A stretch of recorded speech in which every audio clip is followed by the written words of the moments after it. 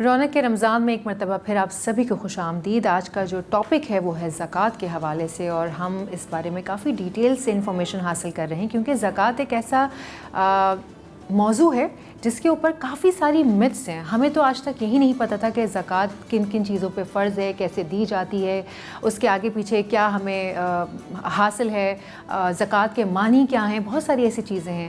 لیکن آج مفتی صاحب نے اتنی ڈیٹیل میں ہمیں سمجھایا ہے، اور میں آپ سبھی کو کہنا چاہوں گی کہ اگر آپ کے ذہنوں میں بھی کوئی سوال ہے تو ہماری لائنز جو ہیں وہ اوپن ہیں، آپ چاہیں تو مفتی صاحب سے کوئی بھی سوال کر سکتے ہیں زکوٰۃ کے حوالے سے۔ مفتی صاحب، ایک مت کہہ لیں یا ایک ایسی بات جو ہم بڑے عرصے سے سنتے چلے آ رہے ہیں کہ جو صدقہ خیرات ہے یہ 70 بلاؤں کو ٹال دیتا ہے، تو آیا اس میں کتنی صداقت ہے؟ اور دوسری کہ وہ جو بلائیں ٹلتی ہیں تو وہ کسی اور کے سر چلی جاتی ہیں، مطلب اس کا ہے کیا یہ؟ بسم اللہ الرحمن الرحیم۔ دیکھیں، نبی علیہ السلام کی حدیث ہے کہ صدقہ بلاؤں کو ٹالتا ہے۔ بلا کا مطلب یہ نہیں کہ کوئی بلا ہوگی جو آپ پہ چھمٹ جائے گی، اس کا مطلب یہ ہوتا ہے کہ اللہ سبحانہ و تعالیٰ آپ سے آزمائش کو دور کرتا ہے۔ صدقہ بری موت کو ٹال دیتا ہے، صدقہ ناگہانی آفت کو ٹال دیتا ہے، صدقہ آنے والی مشکلات کو ٹال دیتا ہے۔ ایک حدیث ہے کہ صدقہ اللہ سبحانہ و تعالیٰ کے غضب کو جلال کو جمال میں تبدیل فرما دیتا ہے۔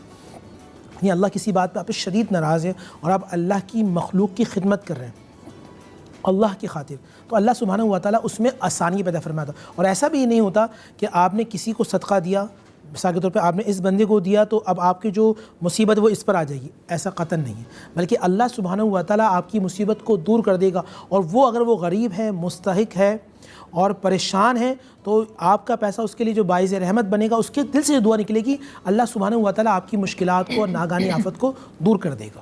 بہت ہی خوبصورت بات کی۔ اور ایک چیز ہے، میں ابھی آپ سے بات کرتے ہوئے میں سوچ رہی تھی، کچھ روز پہلے ہم نے ایک واقعہ سنا جو کہ سوشل میڈیا پہ بھی کافی ٹرینڈ کیا، کہ ایک آدمی بھیس بدل کر اور مانگنے والا بن کر بیٹھ گیا، اور جو آنے جانے والے لوگ تھے اور باقاعدہ وہ باواز بلند کہہ رہے کہ آپ اپنی زکوٰۃ مجھے دے دیجئے، اپنی زکوٰۃ مجھے دے دیجئے، اپنا صدقہ خیرات مجھے دیجئے، اور لوگ اس کو دے رہے تھے، لیکن وہ اصل میں مانگنے والا نہیں تھا، وہ بھیس بدل کر لوگوں میں بیٹھا ہوا تھا یہ دیکھنے کے لیے کہ کون مجھے دے رہا ہے کون نہیں۔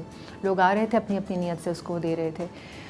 مجھے یہ خیال آیا کہ اب جو دینے والا ہے اس کی تو نیت وہی ہے کہ میں دے رہا ہوں اللہ کی راہ میں، تو آیا اس کا دینا ایک ایسا آدمی جو کہ بہروپیہ ہے، جو زکوٰۃ کا یا صدقے کا مستحق نہیں ہے، لیکن ہم اس کو اس نیت سے دے رہے ہیں کہ ہم اللہ کو راضی کرنے کے لیے یہ صدقہ خیرات اس کو دے رہے ہیں۔ ایک تو ہو گئی یہ بات، یہ دینے والے کی نیت، اور جو لینے والا ہے جو کہ مستحق نہیں ہے لیکن اس کی نیت ہے صرف لینے کی، اور مطلب آپ سمجھ رہے ہیں میرا جو کہنا ہے؟ تو اگر یہ دو ڈفرینٹ نیتوں کو آپ کس طرح سے اسلام کے دائرے میں ایکسپلین کریں گے؟ سب سے پہلے تو آخری سوال ہے، اس کو جواب دیتا ہوں، پھر پہلے سوال کا۔ ایسا شخص کہ جو ضرورت مند نہیں ہے اور اگر وہ غنی ہے، اگر وہ زکوٰۃ، فطرہ یا صدقہ لیتا ہے، رسول پاک صلی اللہ علیہ وسلم کی حدیث ہے کہ وہ جہنم کا انگارہ اپنے پیٹ میں ڈال رہا ہے۔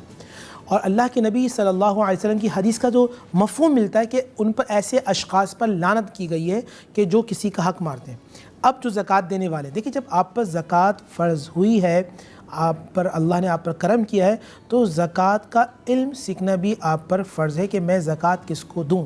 میں اس پروگرام کی وساست سے میں یہ بتانا عرض کرنا چاہوں گا کہ سب سے پہلے اپنے بہن بھائی، رشتہ دار، دوست احباب کو دیں۔ ایسے آدمی کو آپ نے دیکھے اگر زکوٰۃ دے کے جان چھڑائی، جو پیشہ ور بھکاری ہیں، میں نے اکثر علماء سے یہ کہتے سنا ہے کہ پیشہ ور بھکاریوں کو خیرات صدقہ دینے والا گنہگار ہوتا ہے، کیونکہ وہ ان کا پیشہ ہے، وہ لوگوں کا حق مار رہے ہیں۔ زکوٰۃ کس طرح دے؟ میں آپ کو مثال طور پہ دیتا ہوں، بالخصوص وہ میرے بھائی جو تاجر برادری، بزنس مین جو یہ پروگرام دیکھ رہے ہیں، خاص طور پہ میں ان سے عرض کروں گا کہ اگر آپ کی زکوٰۃ 5 لاکھ بنتی ہے، 10 لاکھ بنتی ہے، تو آپ کے ورکرز میں سے جو آپ سمجھتے ہیں کہ بہت قابل ہے اور بہت محنت کرنے والا ہے، تو اس کو ان پیسوں میں کاروبار کروا دیں۔ اگر ہمارے جتنے بڑے بڑے تاجر ہیں اگر اس طرح کی سوچ رکھیں گے تو چند سالوں میں یہ معاشرہ زکوٰۃ دینے والا ہوگا، لینے والا نہیں ہوگا۔ آپ کسی کو کام کروا دیتے ہیں، بزنس کروا دیتے ہیں، مثال کے طور پہ کسی کو گاڑی خرید کے دے دیتے ہیں، اور بہت سارے کام ہیں، آپ اس فیلڈ میں جا کے اس کو بزنس کروائیں۔ جسے ہمارے بڑے کہتے تھے کہ مچھلی دو نہیں بلکہ مچھلی پکڑنا سکھاؤ، ان کو شکار کرنا سکھاؤ تاکہ وہ اس قابل ہو جائیں۔ اب دیکھیں یہ زکوٰۃ کا فلسفہ کیوں تھا؟ تاکہ جو پیسہ ہے یہ پیسہ سوسائٹی میں سرکولیٹ کرتا رہے، چند خاندانوں کے ہاتھ میں نہ رہے. اگر چند خاندان کے ہاتھ میں رہے گا تو پھر وہ اپنی حاکمیت رکھیں گے, دوسروں کو غریب بنائیں گے یا غریب تر بنانے کی کوشش کریں گے, اپنا غلام بنائیں گے. تو اللہ نے ایک ایسا نظام رکھا کہ پیسہ پوری سوسائٹی میں سرکولیٹ کرتا رہے. جب سرکولیٹ کرتا رہے گا تو پھر امیر غریب والا معاملہ ریشو جو ہے وہ کم رہے گا. یہ تو بہت ہی خوبصورت بات ہے. تو مطلب دینے والے کی جو نیت ہے وہ تو اللہ تعالیٰ ہی جانے. لیکن بہن بہتر, میں نے جس طرح پہلے بھی عرض کیا کہ دینے والا ضرور دیکھے کہ وہ کس کو دے رہا ہے. جب آپ نے مالک بنا دیا, زکوٰۃ تو ادا ہو گئی, آپ نے مالک بنا دی, شرط ہے تملیک, اور وہ جو لینے والا ہے وہ غنی نہ ہو بلکہ وہ فقیر ہو, آپ نے اس کو دے دی. لیکن آپ کس کو دے رہے ہیں, کیسے دے رہے ہیں, کس طرح دے رہے ہیں, یہ دینے والے پہ لازمی ہے. لیکن مفتی صاحب آج کل کے لوگ آپ کو پتہ ہے اس قدر بہروپیہ قسم کے لوگ ہوتے ہیں, یا اپیرنٹلی ان کو دیکھ کے لگ رہا ہوتا ہے کہ شاید یہ ڈیزرونگ ہے اور ہمیں ان کو دینا چاہیے, لیکن ان کی نیت وہ نہیں ہوتی, وہ اپنی نیت سے آئے ہوئے ہوتے ہیں. لیکن جو دینے والے کی نیت ہے وہ تو اللہ کی رضامندی کے لیے, اللہ کی خوشنودی کے لیے دے رہا ہے, تو اس کے لیے تو وہ پازیٹیو پوائنٹ ہی ہوگا. بہت اچھا. دیکھیں ہم نے دیکھا سیدنا ابو بکر صدیق رضی اللہ تعالیٰ عنہ, سیدنا عمر فاروق, سیدنا علی حیدر کرار, سید امام حسن عثمان غنی کو کہ وہ اپنی پیٹھ پر لاد کر لوگوں کو دیکھتے نہیں, سامان لے کے جاتے تھے اور مال غنیمت سے, اور وہ لوگوں میں تقسیم کرتے تھے. جو مال ہوتا تھا بیت المال سے مال لے کے جاتے تھے, مستحق لوگوں کو ڈھونڈ کر مال دیا کرتے تھے. اللہ نے آپ کو دینے والا ہاتھ بنایا ہے تو آپ مستحق کو ڈھونڈ کر دیں.